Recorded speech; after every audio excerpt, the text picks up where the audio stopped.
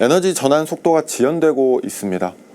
이게 어떤 말이냐, 결국 이제 다른 섹터에서도 많이 언급이 되고 있지만 최근에 전기차 시장도 조금 더 둔화되고 있는 흐름이죠. 결국 신재생 에너지나 이런 전기차 같은 새로운 그 운송 수단에 대한 니즈가 조금 약화되었다라는 것입니다. 결국 이 에너지가 전환되는 속도가 조금 지연됐다라는 것이고 시기적으로도 길어진다라는 것이죠. 그러면은 기존 석탄에서 신재생 에너지로 가는 이 중간 단계 브릿지 에너지는 어떤 것이 될 것이냐에 대한 고민이 필요하고요. 그 첫 번째 대체 에너지가 바로 LNG다라고 보고 있습니다. 차트에서 보시는 것처럼 오른쪽에 있는 태양광, 해상풍력, 원전 등의 신재생 에너지는 탄소 배출량이 매우 적습니다. 그리고 석탄은 매우 높죠. LNG는 그 중간에 위치하고 있습니다. 근데 그럼 신재생 에너지를 쓰면 되는데 왜 LNG가 브릿지 에너지원이 되느냐? 이 신재생 에너지는 아직은 그리드 안정성이 떨어져요. 그래서 전력을 안정적으로 일정하게 공급하기 어려운 상황입니다. 그렇기 때문에 LNG에 대한 그 관심이 높아질 수밖에 없는 것이고요. 실제로 지금 현재 미국 오일 메이저 등을 중심으로 천연가스에 대한 투자가 강하게 진행되고 있습니다. LNG 수요 증가할 것으로 보고 있는 첫 번째 근거입니다. 암모니아에 대해서 저희가 집중을 하고 있고요. 암모니아 같은 경우는 혼소 발전 때문에 암모니아 수요가 증가할 것으로 보고 있습니다. LNG로서 브릿지 에너지의 많은 부분을 채우겠지만 그것만으로는 부족할 수 있습니다. 그러면은 어떻게 다른 에너지를 더 만들어낼 것이냐, 결국 석탄을 조금 이용하겠다라는 것인데 탄소 배출은 감축해야 되기 때문에 석탄과 암모니아를 섞어서 태우겠다라는 것이죠. 그렇게 혼소 발전시켜서 에너지의 발생량은 유지시키되 탄소 배출량은 절반으로 줄이겠다라는 것이 기본적인 개념입니다. 그 과정에서 암모니아 사용량은 늘어날 것이고 그동안 암모니아가 비료용으로만 사용되어 왔다면 이제는 에너지 발전원으로 사용되면서 그 암모니아의 글로벌 수요는 가파르게 올라갈 가능성이 높다라고 보고 있습니다. 다만 여기서 또 한 가지 의문점이 들 수 있는 것은 이것들을 배로만 실어 날라야 되느냐에 대한 의문이 있을 수 있습니다. 그 부분은 이 페이지부터 설명을 드릴 거고요. 왼쪽, 오른쪽 수입 수출 차트를 한번 봐보겠습니다. 글로벌 LNG 수입국을 보면 우리나라를 포함해서 한국, 중국, 일본, 세계, 동아시아 3개국이 글로벌 수입의 50% 정도를 차지하고 있어요. 엄청나게 편중되어 있는 흐름이죠. 반대로 수출 같은 경우는 미국, 호주, 카타르 3개 국가가 글로벌 LNG의 60% 이상을 수출하고 있습니다. 이 또한 편중되어 있습니다. 다만 이 국가들의 위치에서 볼 수 있듯이 미국, 호주, 카타르에서 동아시아 3국으로 육상 운송은 불가능한 위치에 있습니다. 그리고 LNG를 항공으로 운송하는 것도 불가능하죠. 결국 선택지는 배밖에 없다라는 것이고요. 이 LNG 운반선에 대한 수요가 매우 크게 확대될 것임을 어느 정도 예측할 수 있는 지표입니다. 두 번째로는 암모니아입니다. 암모니아 같은 경우는 그 수요가 최근 20년 정도는 비슷하게 유지되어 왔어요. 비료용으로만 사용되어 왔기 때문인데 앞에서 말씀드린 것처럼 혼소 발전이 관심을 받게 되는 과정에서 암모니아 수요는 크게 증가할 것으로 보고 있고요. 올해 2024년은 약 2천만 톤까지 그 해상 거래가 늘어날 것으로 보고 있습니다. 작년에 그 해상 거래량이 1,600만 톤이었던 점을 감안하면 20% 이상 성장하는 수치죠. 그래서 암모니아 수요 증가가 본격화된다라고 보고 있고요. 그에 따라서 이 암모니아도 그것을 운반하는 암모니아 운반선에 대한 수요가 커질 것이다라고 보고 있습니다. 암모니아 역시 마찬가지예요. 주로 수입하는 나라는 한국과 일본입니다. 특히나 일본이 가장 많이 수입을 하고 있어요. 그리고 수출하는 국가는 미국이나 사우디아라비아 같은 나라입니다. 결국 육상이나 항공 운송이 힘든 구조죠. 그래서 암모니아 운반선도 움직일 수 있는 것은 결국 배로 한정된다라고 보고 있습니다. 그리고 마지막으로는 이제 이 추진선 영역인데 이 저희가 조선업에 집중을 해야 되는 것은 이 에너지를 탄소 배출을 줄여야 되는 이 친환경 기조 속에서 선박 업체들도 동참해야 된다라는 것입니다. 자동차가 전기차로 바뀌어가는 것처럼 배도 그 추진 연료를 좀 친환경적인 연료로 바꿔야 되는 그 압박을 계속해서 받고 있어요. 실제로 국제회사기구 IMO는 2050년까지 탄소 배출량을 절반으로 줄여라 라고 지시를 했고요. 각 조선사들은 그것을 줄이기 위해서 듀얼 퓨얼 엔진을 도입하기 시작했습니다. 기존에 벙커 CU만을 사용했다면 벙커 CU와 LNG를 섞어 쓴다거나 벙커 CU와 메탄올을 섞어 쓰는 등 친환경 기조에 따라가고 있는 것이죠. 이 과정에서 새로운 선박에 대한 니즈는 계속해서 커질 것으로 보고 있습니다. 결국 조선업 전반적으로 LNG, LPG, 암모니아선 등의 수요가 높아질 것이고 또 추진 영역에서 새로운 엔진을 탑재한 선박에 대한 니즈가 커질 것으로 보고 있습니다. 여기까지 조선업 업황을 간단하게 설명드렸는데 벌크 컨테이너, 유조선 등의 업황은 매우 좋다라고 말씀드리긴 힘들지만 이 LNG, LPG 선을 중심으로 한 가스선의 업황은 매우 좋다라고 말씀드릴 수 있습니다. 그래서 이 가스선을 중심으로 업황이 계속해서 개선되고 있고요. 그 과정에서 우리나라 조선사들의 실적 역시 증가될 것으로 보고 있어요. 이 다음 페이지부터는 우리나라 조선사가 왜 성장할 수 있는지 그 구조를 설명드리도록 하겠습니다.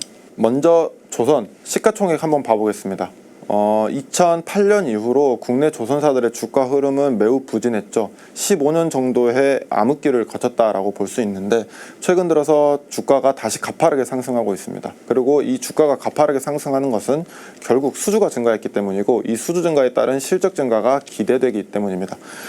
그리고 실제로 2025, 6, 7, 8년 앞으로 계속해서 조선사의 실적은 우상향하는 그림을 보여줄 것으로 보고 있습니다. 근데 이 수주 증가와 실적 성장을 기본적으로 담보하는 것은 오른쪽 차트에서 보실 수 있는 것처럼 LNG선의 비중이 높아졌기 때문입니다. 이 LNG선에 대한 수요가 증가하는 과정에서 우리나라 조선사들의 수주량이 늘어나고 있고요. 실제로 현대중공업, 삼성중공업, 하나오션 등은 수주장고 내에서 LNG선이 차지하는 비중이 매우 높아져 있는 상황입니다.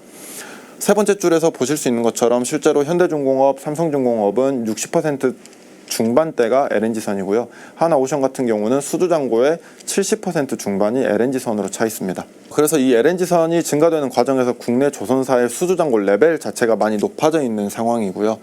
이렇게 수주장고 레벨이 높아졌다, 즉 Q팩터 강점을 보유했다라는 것이죠. 이 Q팩터 강점을 기반으로 배의 가격도 같이 올라가고 있습니다. 그 이유는 조선사 입장에서 물량이 많이 쌓였기 때문에 이제 저가 수주를 받지 않아도 돼요. 요청이 들어왔을 때 조금 더 배의 가격을 올려서 팔 수 있다는 것이고요. 왼쪽 차트에서 보시는 것처럼 신조선가 지수 역시 계속해서 상승을 하고 있습니다. 과거 슈퍼사이클이라고 불렸던 2008년을 본다면 그때 당시에 신조선가 지수는 최고치가 191.6포인트였어요. 매우 높은 수치인데 지금 현재 신조선가 지수는 190포인트까지 올라와 있습니다. 그때와 유사한 수준이라고 보고 있고요. 오히려 이 신조선가 지수는 과거 최고치를 넘어서서 더 우상향할 수 있다라고 보고 있습니다. 단순히 교체 수요만 발현되는 것이 아니고 LNG, 암모니아, LPG선 등 신규 수요가 계속해서 발현되고 있기 때문에 가격 팩터 역시 더 올라갈 가능성이 높다라고 보고 있습니다. 근데 이 LNG선이 늘어나는 과정에서 우리나라 조선사들이 왜 더 주목을 받고 있느냐에 대한 고민이 필요하고요. 한번 봐보겠습니다. 왼쪽 LNG선 가격 지금 되게 좋은 상황입니다. 근데 주목할 점은 오른쪽 차트예요. 선봉량 추이인데 이것은 이제 대형 LNG선에 대한 선봉량 추이입니다. 최근 들어서 대형 LNG선에 대한 니즈가 매우 커져가고 있고요. 중소형 LNG선에 대한 니즈는 줄어들고 있습니다. 즉 LNG를 많이 옮겨야 되기 때문에 큰 선박이 필요한 것이죠. 그럼 우리나라는 강점을 가지고 있느냐? 대형 LNG선에 있어서는 우리나라가 가장 큰 강점을 가지고 있습니다. 중국 조선사들이 매우 잘하고 있다라고는 하지만 중국은 벌크선이나 컨테이너선을 기반으로 성장해왔던 조선업이고요. LNG선에 있어서는 우리나라보다 아직 약한 상태입니다. 그래서 특히나 대형 LNG선에 있어서는 우리나라가 강점을 가지고 있고 실제로 그게 숫자로 나타나는 것이 네 번째 줄입니다. 최근 3년 동안 글로벌 LNG선은 약 360척 정도가 발주가 나왔어요. 근데 그 중에 270척은 우리나라가 수주를 했습니다. 즉 전체 LNG선에서 약 70% 정도를 우리나라가 수주한 것이죠. 그 중에서도 현대중공업, 현대사무, 즉 한국조선해양그룹 안에 있는 기업들이 절반 정도를 차지했다라고 보고 있습니다. 즉 우리나라는 LNG선 시장에서 매우 큰 강점을 가지고 있고요. LNG선 외에도 암모니아선, LPG선 등에 있어서도 강점을 가지고 있습니다. 오른쪽 차트 보시겠습니다. 글로벌 LPG선 선봉량을 보면 증가하고 있죠. 근데 여기서 주목할 점은 최근의 기울기입니다. 초록색 선, 즉 척수 기준의 기울기보다 회색선, 용량 기준의 선봉량 증가 기울기가 훨씬 더 가파르다라는 것을 알 수 있어요. 이게 의미하는 것은 뭐냐? 배 한 척의 크기가 커져간다라는 것이죠. 그리고 이것은 앞에서 말씀드렸던 것처럼 암모니아선이나 LPG선 역시 대형선에 대한 니즈가 매우 크다라는 것을 확인할 수 있습니다. 그리고 LPG나 암모니아선에 있어서는 우리나라가 LNG선보다 오히려 더 강점을 가지고 있습니다. 글로벌 전체적으로 넘버원의 위치를 차지하고 있고요. 그에 따라서 수주에서도 그 비중이 매우 높죠. 암모니아선을 보면 최근 1년 동안 약 47척 발주가 나왔습니다. 그 중에서 39척을 우리나라가 수주했고요. 이는 80%를 넘어가는 비중이죠. 오히려 LNG선보다 더 강하다라고 볼 수 있습니다. 그리고 그 39척 중에서도 현대중공업과 현대사무 두 개 회사가 28척 정도를 수주했습니다. 그래서 한국조선해양그룹이 매우 강점을 가지고 있다라고 보고 있습니다. 그리고 마지막으로 이제 특수선 쪽 설명을 조금 드리고자 하는데, 특수선에 대해서 조선사들이 많이 관심을 가지고 있어요. 그 이유가 방산 시장이 최근 커지고 있기 때문이고요. 그 커지는 방산 시장 내에서 MRO 사업에 진출하고자 하는 그 니즈가 있기 때문입니다. MRO 사업은 꾸준히 일정한 매출을 발생시킬 수 있는 사업이고요. 또 마진율 역시 20%가 넘어가는 고마진 사업입니다.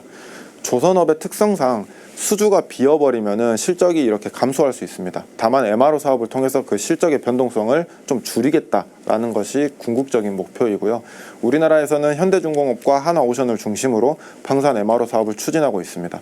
다만 하나오션은 현재 이제 필리조선소를 인수하면서 적극적으로 추진하고 있는데 반해서 현대중공업은 그 수익화 시점을 조금 뒤로 보면서 약간 사업을 지연시키고 있는 흐름입니다. 그래서 이 방산 MRO 사업에서는 하나오션이 되게 앞서가고 있다라는 판단이 듭니다.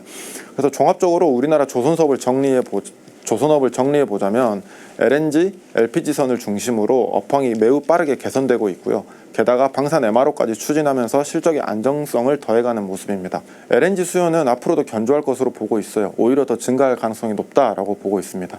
암모니아 수요 역시 가파르게 증가할 것으로 보고 있어서 지금 4년치 수주 잔고가 쌓여 있다라고는 하지만 LNG 수요 그리고 암모니아 수요 증가하는 과정에서 추가 수주가 나올 수 있다라고 보고 있습니다.